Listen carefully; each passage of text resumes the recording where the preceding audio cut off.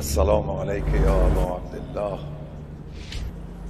اعوذ باللہ من الشیطان الرجیم، بسم اللہ الرحمن الرحیم، وبہ نستعین وہو خیر المعین۔ ناظرین کرام، السلام علیکم ورحمۃ اللہ وبرکاتہ۔ ناظرین کرام، 25 محرم الحرام کو امام سجاد علیہ السلام کی شہادت کا دن ہے۔ ناظرین، میں آپ کی خدمت میں امام سجاد علیہ السلام کی سیرت کا ایک گوشہ بیان کروں گا، اور اس گوشے پر عمل کرنا ہمارے معاشرے کی اصلاح کے لیے بہت ضروری ہے۔ اور امام علیہ السلام کی سیرت کا وہ گوشہ عفو در گزر ہے کہ امام علیہ السلام کس قدر اس صفت کو اپناتے تھے اور حتیٰ اپنے دشمنوں کو بھی معاف فرماتے تھے۔ ناظرین، ہشام بن اسماعیل یہ وہ شخص ہے کہ جس کو ولید بن عبد الملک بن مروان نے 84 ہجری سے لے کے 87 ہجری تک مدینے کا والی بنایا تھا۔ یہ شخص انتہائی جابر تھا، ظالم تھا، اور خصوصاً مدینہ میں امام سجاد علیہ السلام کو بہت ہی اذیت دیتا تھا۔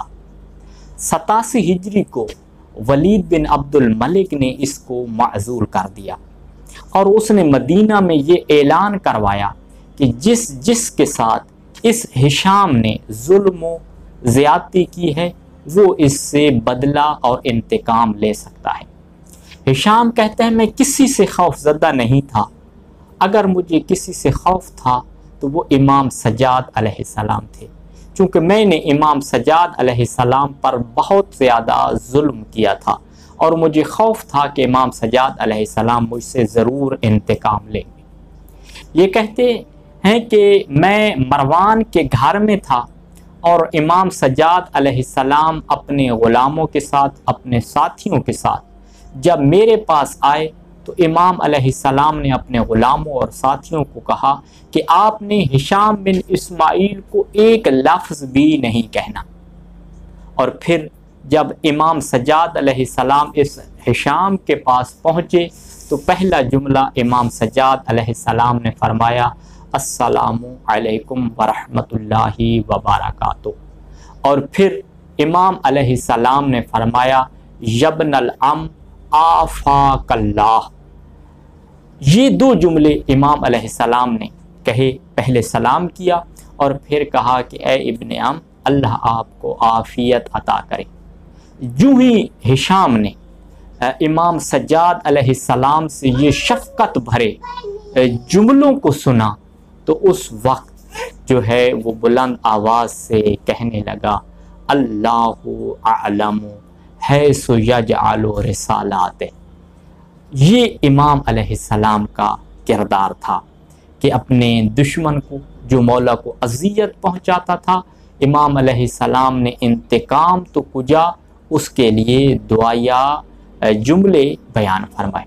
اسی طرح مروان اور اہل بیت کے ماننے والوں کے بچے بھی جانتے ہیں کہ مروان کس قدر خسیس اور ظالم تھا۔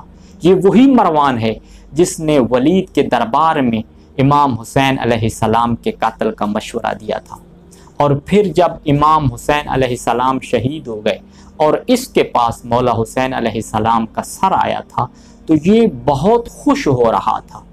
یہ مروان ہے۔ ناظرین کرام، جب یزید کی حکومت کے خلاف مدینہ میں انقلاب آیا اور مدینہ والوں نے یزید کے والی کو مدینہ سے نکال دیا تو اس وقت مروان جو ہے مدینہ کے بڑے بڑے لوگوں کے پاس گیا کہ کہا، ہماری عورتوں کی تو حفاظت کرو۔ کسی نے جو ہے ان کی عورتوں کی حفاظت کی حامی نہیں بھری۔ یہ مروان امام سجاد علیہ السلام کے پاس آتا ہے اور کہتا ہے کہ اے حسین کے کریم بیٹے، ہماری عورتوں کی تو آپ حفاظت فرمائیں۔ امام سجاد علیہ السلام نے اسے یہ نہیں کہا کہ تم میرے بابا کے قتل کے مشورے دے رہے تھے، بلکہ امام علیہ السلام نے کہا کہ ہاں، میں آپ کی عورتوں کی حفاظت کروں گا۔ اور پھر مؤرخین کہتے ہیں کہ ان کے گھرانے کی 400 عورتیں بچوں سمیت امام سجاد علیہ السلام کے پاس رہیں، ایک محفوظ مقام پر امام علیہ السلام ان کے کھانے کا بندوبست کرتے رہے اور ان کی حفاظت کرتے رہے۔